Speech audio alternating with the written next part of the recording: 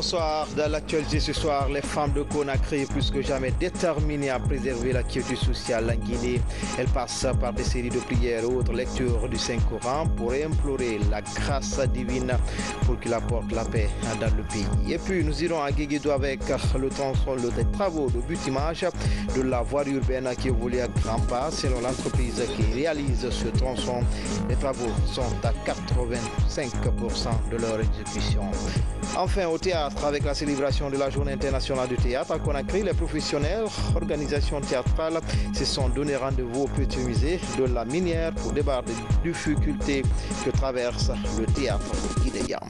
Voilà pour le sommaire. Encore une fois, bonsoir à toutes et à tous. Le médiateur de la République poursuit cette tournée d'information et de sensibilisation des acteurs politiques. Mohamed Seyd Fofana a rencontré le ministre de l'administration du territoire et de la décentralisation. Les entretiens entre ces deux personnalités ont porté essentiellement sur le renforcement du climat social en Guinée. Le point avec Aboubakar Junior Kamara. Une étape importante dans l'exercice de la fonction du médiateur de la République. Il s'agit d'écouter tous les acteurs de la vie sociopolitique. Le périple de Mohamed Seyd Fofana l'amène ici, chez le ministre de l'administration du territoire et de la décentralisation, après le tour de certains QG des partis politiques et de la CENI. Le médiateur vulgarise sa fonction et sollicite l'expertise et l'implication de chaque Guinéen dans la résolution des problèmes de la nation. C'était une rencontre d'échange à la source pour nous informer. Mais dans le même temps, présenter notre vision de la médiation nationale, quels étaient nos programmes pour le futur et quelle collaboration nous recherchons avec les administrations, y compris, n'est-ce pas, celles qu'ils dirigent, notamment la gestion des élections dans ce pays. Donc au-delà de ça, l'administration du territoire s'occupe de toutes les entités qui sont en dehors de la capitale. Or, nous sommes appelés, nous aussi, à élargir nos activités sur l'intérieur du pays. Donc, il est tout à fait normal que la collaboration entre ces deux institutions soit renforcée. Les portes des régions administratives, des préfectures, des communes rurales et urbaines sont grandement ouvertes aux médiateurs de la République, selon le patron de la décentralisation. Général Brema Condé n'a pas manqué de reconnaître la compétence, la patience et la disponibilité du médiateur dans l'exercice de ses fonctions. Les deux personnalités ont réitéré leur engagement de travailler en synergie pour la préservation de la paix dans le strict respect de la loi. Le ministère de l'administration du territoire doit s'en réjouir à plus d'un titre, pour la simple raison que la médiature de la République a un travail essentiel d'apaisement, de rétablissement de la concorde nationale et du renforcement de l'unité nationale dans notre pays. Toutes choses qui s'inscrivent dans nos prérogatives à certains égards. Alors sa visite ce matin donc était pour dérouler un peu le programme qui est le sien et attendre de nous que nous lui disions ce que nous aussi nous attendons de lui. Et là, nos entretiens ont été très fructueux. Le médiateur exhorte l'ensemble des acteurs à œuvrer pour la paix et l'unité entre tous les Guinéens. Comme annoncé dans les titres, les femmes de Conakry, plus que jamais déterminées à préserver la quiétude sociale en Guinée, elles étaient ce vendredi à la mosquée Faisal pour des prières collectives sous la férule de la première dame. Elles implorent la grâce divine pour la paix dans notre pays. Manga Mori Kamara, Maurice Sidibé. Depuis la proclamation des résultats des élections communales du 4 février dernier, la Guinée traverse des moments de crise qui entraînent souvent des violences dans le pays. Face à ces cas de violence à répétition, les Guinéennes se disent préoccupées. À la plus grande mosquée de Conakry, elles lisent le Saint-Coran à plusieurs reprises. Ces femmes implorent la grâce divine pour une sortie rapide de crise et le rétablissement de la confiance entre tous les acteurs de la vie politique. Je remercie les femmes de la capitale d'être venues, de répondre à mon appel. Disons qu'au départ, c'était un appel de désarroi, un appel à Dieu. Pourquoi ?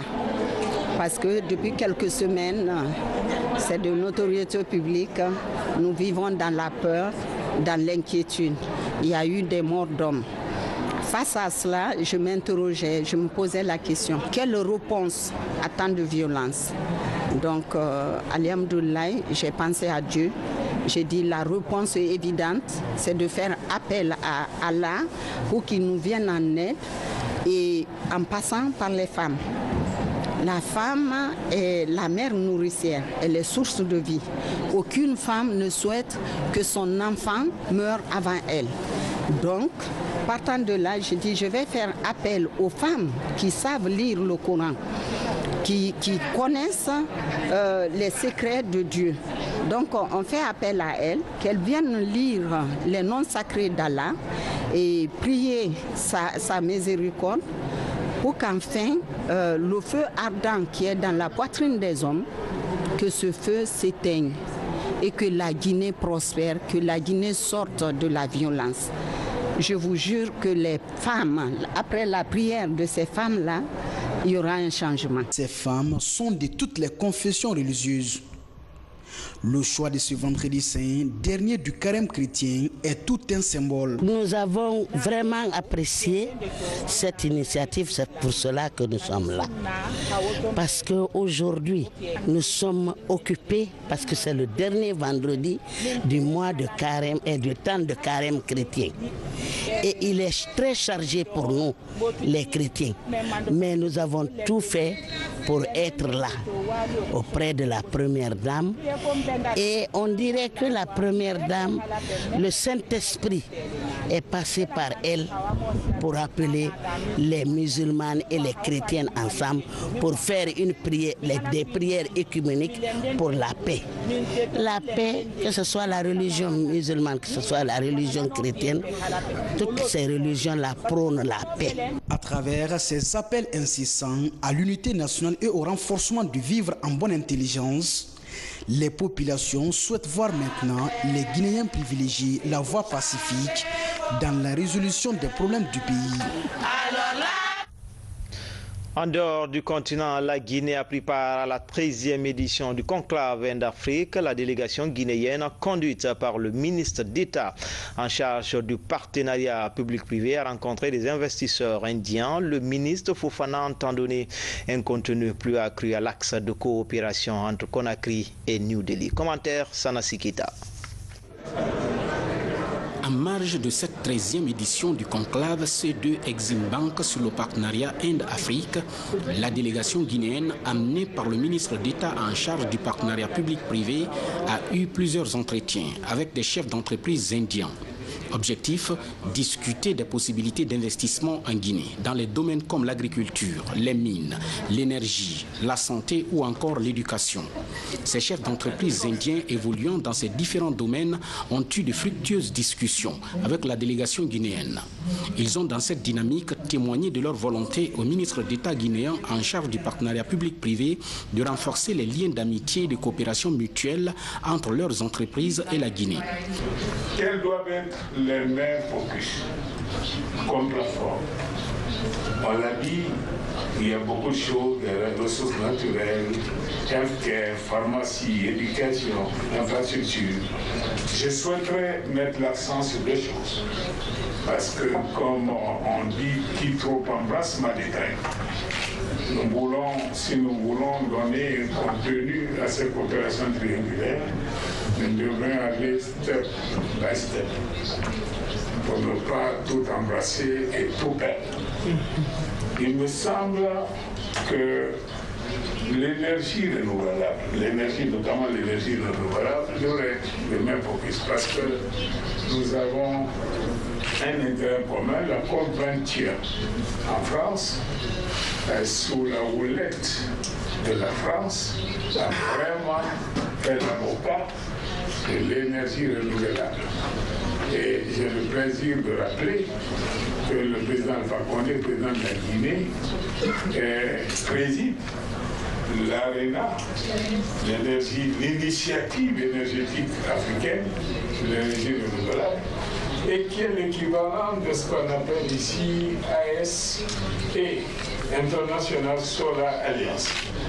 Donc, il est important que puisque là, il y a une plateforme commune d'intérêt commun partagée par 3 parties, la France, l'Inde et l'Afrique.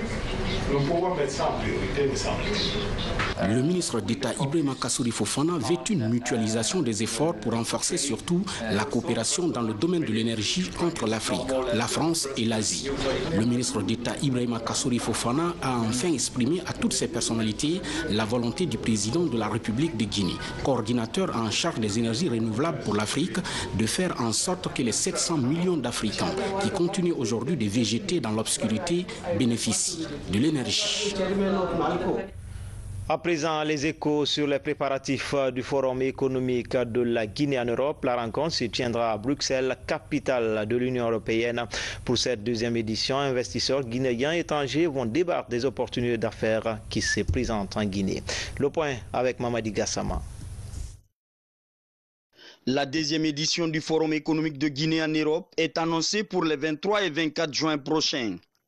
Bien avant ce rendez-vous économique, un dîner de travail est organisé à l'intention des opérateurs économiques. L'enjeu est de les présenter les opportunités d'investissement qu'offre la Guinée au compte de ce forum international. Le 22 juin va être consacré aux investisseurs internationaux et particulièrement ceux que nous avons déjà touchés à travers plusieurs événements que nous avons organisés soit en Europe, soit ici en Guinée pour remobiliser. Ça va permettre aussi de créer des liens avec le secteur privé guinéen. Ce forum de Guinée à Bruxelles devrait permettre dans un premier temps de présenter aux principaux investisseurs et groupes financiers la vision des autorités guinéennes en matière de développement du secteur privé, mais aussi de sensibiliser davantage la diaspora guinéenne à participer au développement socio-économique du pays. Ces rencontres-là sont primordiales, elles sont essentielles pour vraiment donner du contenu à des rapports, à des guides d'investisseurs dont on parlait tout à l'heure. Ça donne un véritable contenu. Et ça permet également, par rapport à l'extension que vous avez bien voulu donner à cet événement, de rassurer nos diasporas qui peuvent s'essayer à revenir dans leur pays et que peut-être ceux qu'ils croyaient qui n'était pas possible est à présent possible avec l'accompagnement du gouvernement et avec ce type d'informations dont ils vont disposer. Le ministère des Affaires étrangères, qui en tant que pouvoir de transmission entre le monde extérieur et la Guinée, se tient à la disposition de tous les partenaires pour pouvoir travailler afin que cet événement se passe dans de bonnes conditions et qu'à l'issue de cette rencontre, nous ayons beaucoup de partenaires, des investisseurs, aussi bien étrangers que nationaux, qui puissent s'intéresser à la Guinée. En initiant ce forum économique, Africa Plus ambitionne de contribuer à l'évolution et à l'épanouissement de la diaspora africaine par le biais du management. Cap sur Guéguédou, les travaux de bitumage de la voie urbaine a évolué à la satisfaction des populations locales. On se rappelle que la ville a bénéficié d'un projet de bitumage de plus de 10 km de route. Les travaux sont exécutés par l'entreprise Bejeg avec un financement du budget national. Explication Ibrahima Keita. Nous sommes ici dans la préfecture de Guéguédou, située à un peu plus de 700 km de Conakry. Le gouvernement a décidé de doter cette autre partie de la Guinée de bitume. Au total, il est prévu 10 km 600 de bitume au compte de la voie urbaine. Et sur le terrain, tout semble réuni pour l'exécution correcte des travaux. De la carrière au remblai, en passant par le bitume proprement dit, Bejeg, une entreprise de droit guinéen, sort le grand jeu pour les travaux de qualité. Et les responsables de la mission de contrôle se disent satisfaits du rythme des travaux. Nous travaillons nuit et jour présentement en fonction de la quantité de bitume que nous recevons sur le chantier. Ici, sur le chantier, chaque étape est passée au peigne fin avant l'étape suivante. On évolue avec la mission qui est avec nous. À chaque phase, à chaque opération, on les appelle pour faire les différents types de réception, à savoir la réception géotechnique, la réception génie civil et la réception topographique. En quelques jours, plus de 2620 mètres linéaires sont finalisés sur les 10 km 600 répartis en 24 lignes. On est en harmonie avec les cahiers de charges. Nous avons une mission de contrôle sur place avec laquelle nous faisons tous les essais nécessaires avant, pendant et après les travaux. Nous avons sur 24 lignes, 11 lignes qui sont complètement bitumées. Tout autour du marché central de Kékédou, c'est la joie chez les femmes vendeuses qui ne respirent plus la poussière. Ici, on dit tout simplement merci au président de la République, au gouvernement et à l'entreprise BGEC pour la qualité des travaux. On remercie le gouvernement et notre président de principe. Kékédou était en retard, mais il veut renouveler Kékédou. Voilà aujourd'hui. Depuis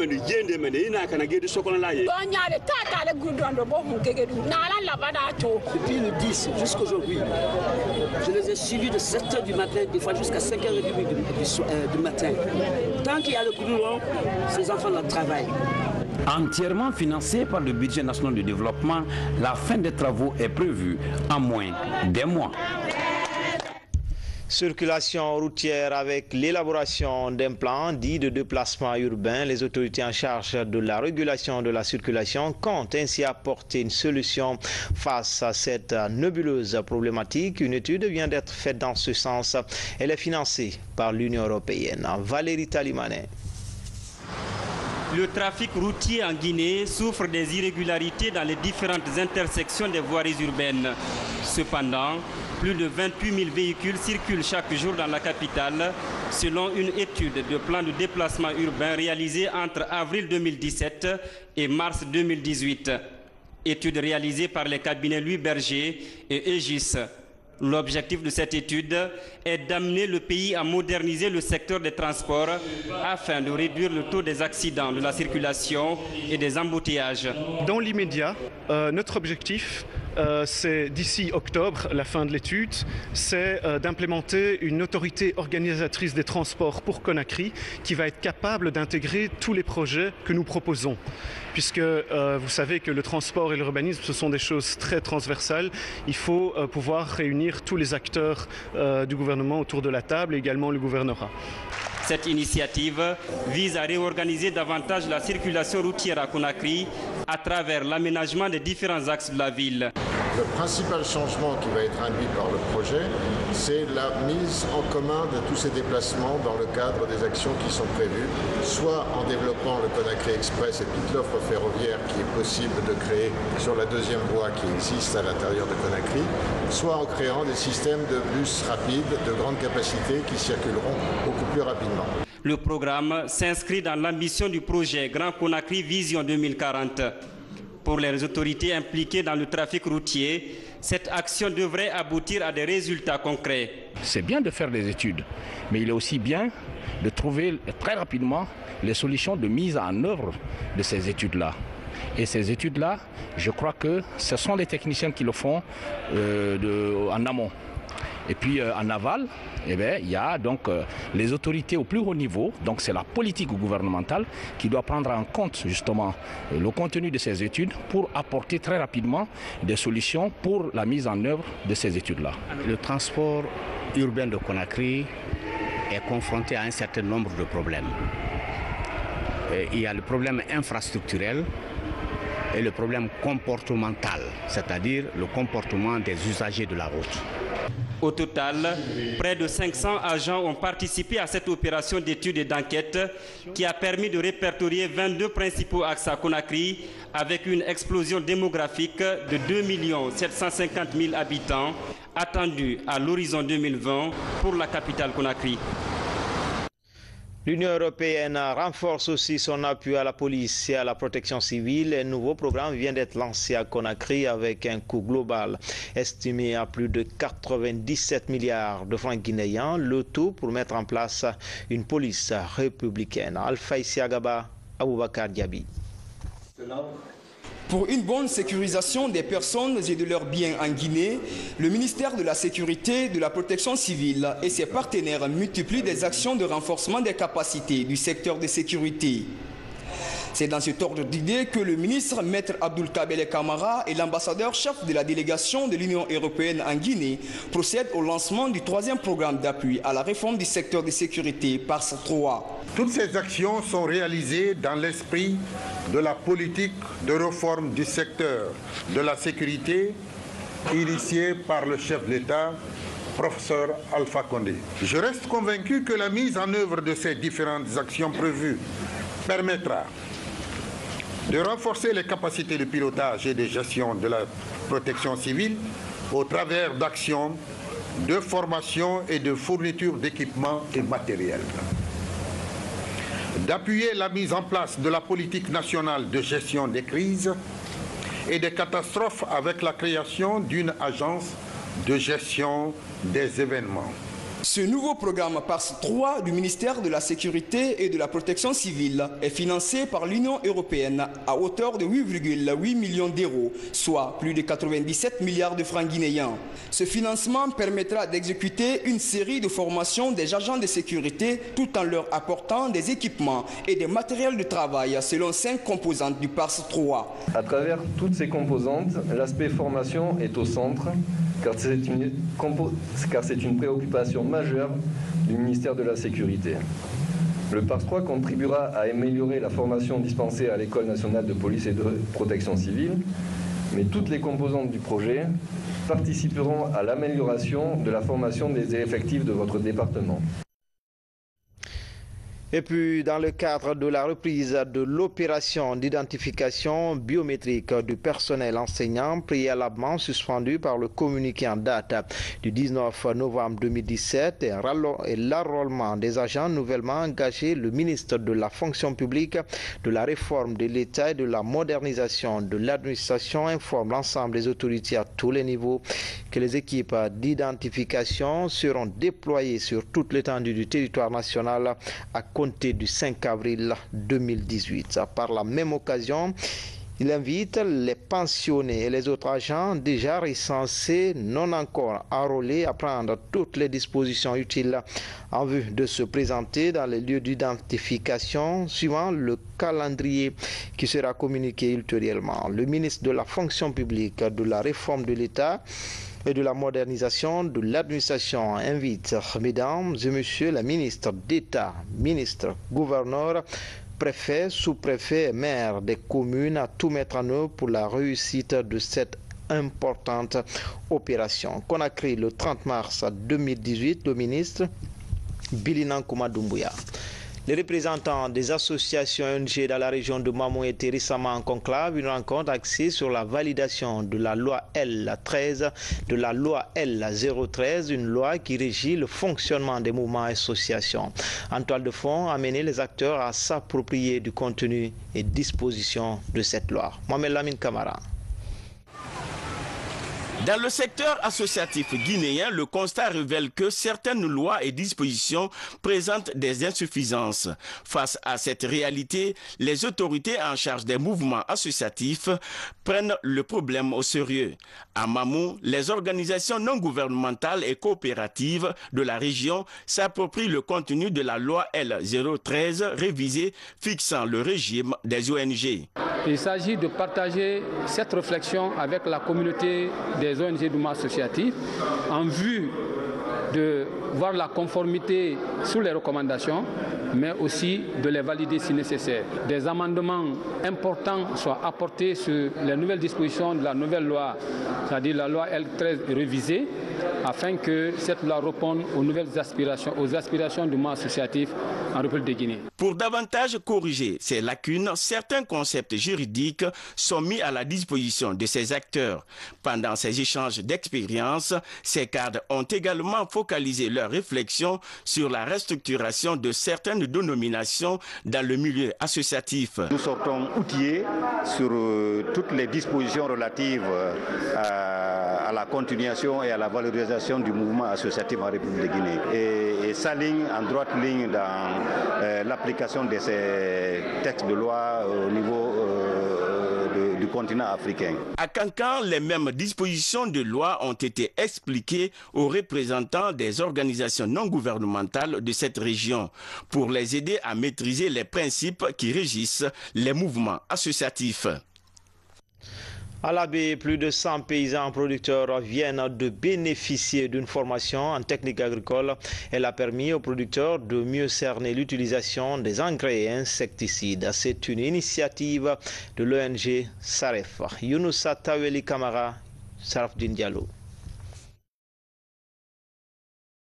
La baie, une région à vocation agro-pastorale, Mais dans certaines localités de cette région, le constat révèle que nombreux sont des agriculteurs qui ne maîtrisent pas les techniques agricoles. Une pratique qui a souvent des impacts négatifs sur la production locale. D'où la tenue de cette formation à l'intention des agriculteurs de la région. Il s'agit de les initier en technique d'utilisation des engrais et des insecticides en vue d'augmenter le rendement. J'ai dû constater que les paysans, malheureusement, n'ont pas la technique culturelle et ils ont besoin de l'aide. Ils utilisent des produits, ils utilisent des engrais et malheureusement, ils ont toujours des problèmes de rendement et des problèmes de maladies sur leur culture. Et j'ai dit aux paysans de se référer toujours au conseil agricole, aux gens de l'Amproca, à la protection des végétaux, à la direction générale de l'agriculture, avant toute action d'utilisation de pesticides dans leur champ. Pas une région diamantifère, aurifère, notre richesse et notre économie est essentiellement basée sur l'agriculture, l'élevage. Et quand nous voyons une mission qui vient dans notre région pour nous aider à améliorer les productions agricoles et pastorales, nous estimons que c'est notre meilleure mission. Plus de 100 producteurs venus de différentes localités de la région de l'Abbé prennent part à cette formation. Ils se disent désormais bien outillés en technique agricole. Cet atelier peut, n'est-ce pas, apporter un plus aux paysans pour le changement de comportement, surtout pour la protection des cultures. Cette approche peut nous aider à augmenter nos rendements ou tout au moins à maintenir les rendements qu'on avait avant et qui sont en train de dégringoler à cause de l'impact négatif de la maladie. À travers cette formation, ces acteurs du monde rural pourraient accroître la production pour soulager le panier de la ménagère.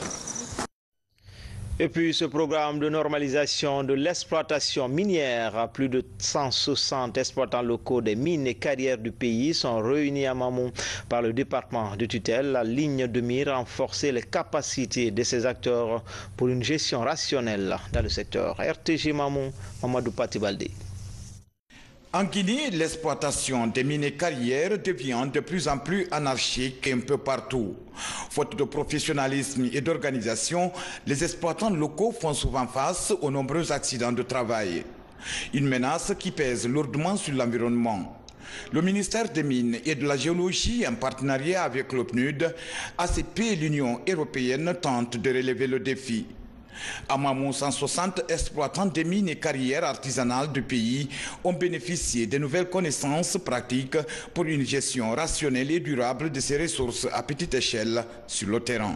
Le programme ACPI en faveur des mines de développement est un programme de renforcement des capacités d'un budget de 13,1 millions d'euros qui vise à améliorer le profil et la gestion des mines de développement négligées, minéraux industriels, matériaux de construction, pierres de taille et pierres semi-précieuses. La nouvelle politique minière de la République de Guinée, tenant compte du code minier et du programme de développement de ce secteur initié par le président de la République, son Excellence le professeur Alpha Condé, chef de l'État, vise à insuffler une forte dynamique à l'exploitation et à la gestion optimale des minéraux du développement en faveur des couches les plus vulnérables, c'est-à-dire les exploitants artisanaux, avec un impact plus fort sur la réduction de la pauvreté.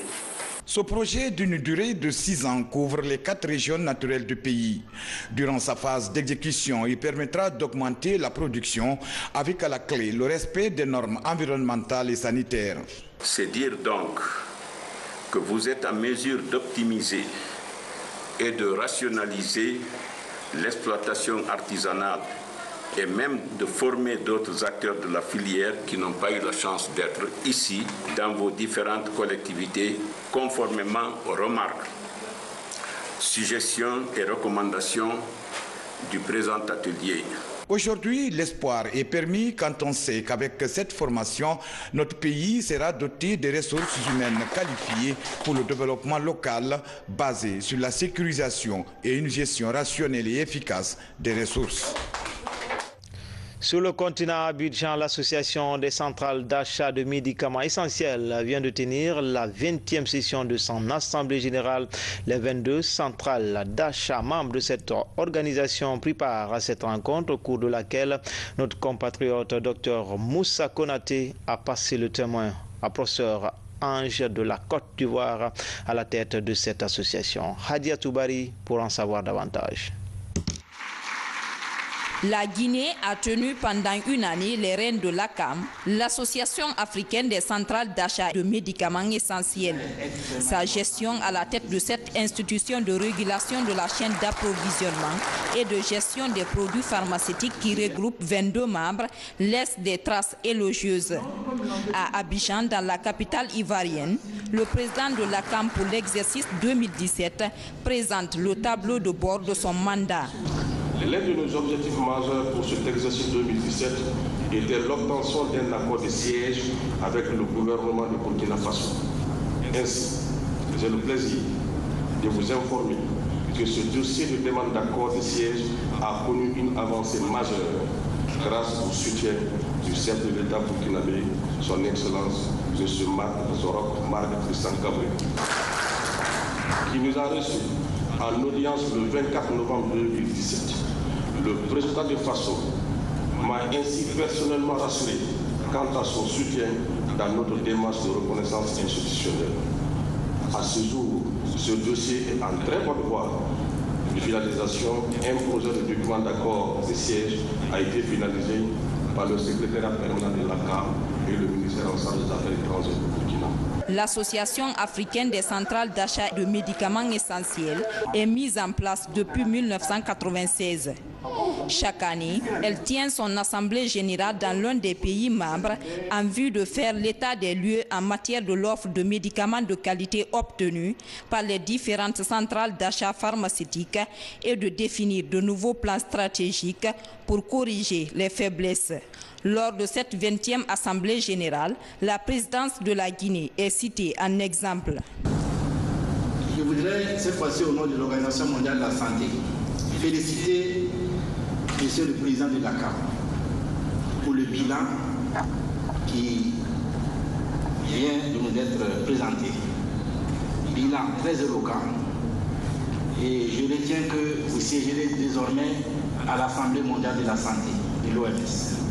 Cela est extrêmement important, je voulais vous féliciter pour cela.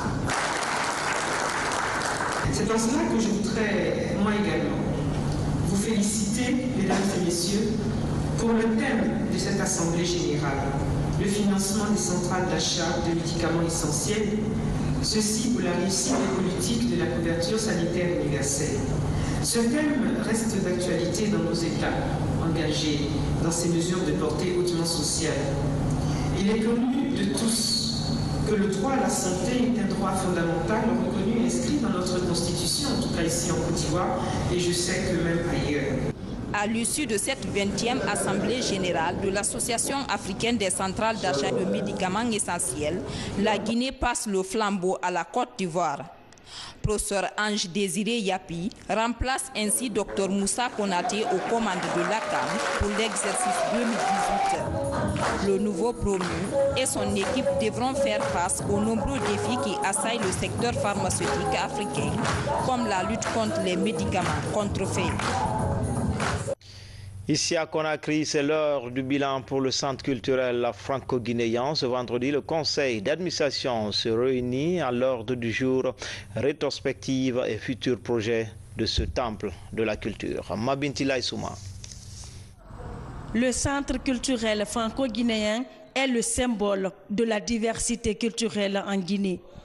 Pour jouer ce rôle, le conseil d'administration de l'institution fait une rétrospective des actes posés et peaufine les futurs projets.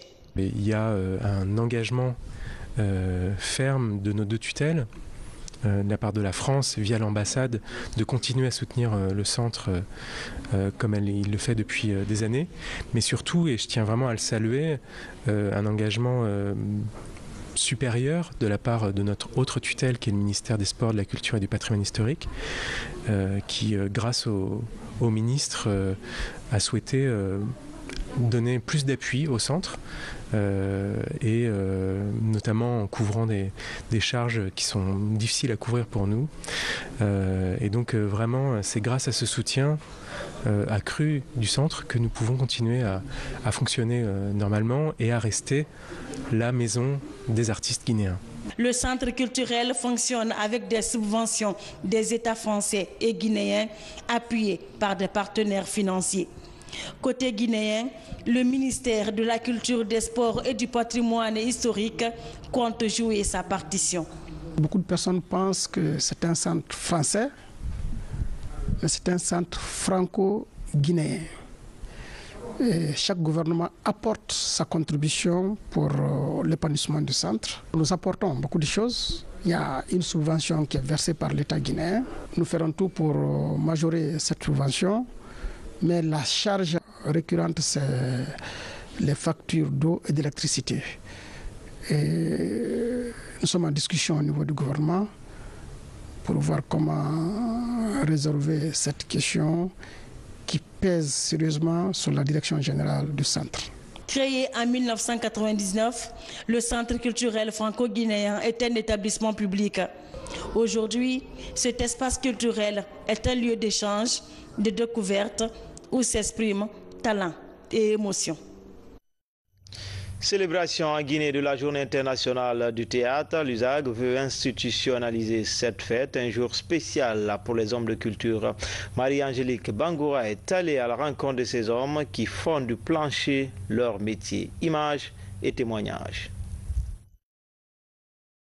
Le théâtre, l'art de la scène et du genre littéraire est célébré par les acteurs de théâtre. Ces artistes tiennent à valoriser le théâtre en Guinée. Autour d'un échange, ils exposent les problèmes liés à leur métier et interpellent les autorités à les accompagner dans leur initiative. Nous, on est armés que du courage. On est armés du courage parce que c'est notre choix, c'est parce qu'on aime la chose. Donc on essaye de booster. Mais nous seuls, nos moyens ou notre moyen seul ne peut rien faire. Il faut que nous relevons de l'État, il faut que l'État pense à nous, il faut que les bonnes volontés pensent à nous. On parle de la culture, le blanc a défini que c'est tout ce qu'on nous a retiré. La seule chose qui nous reste, c'est ce qui est la culture.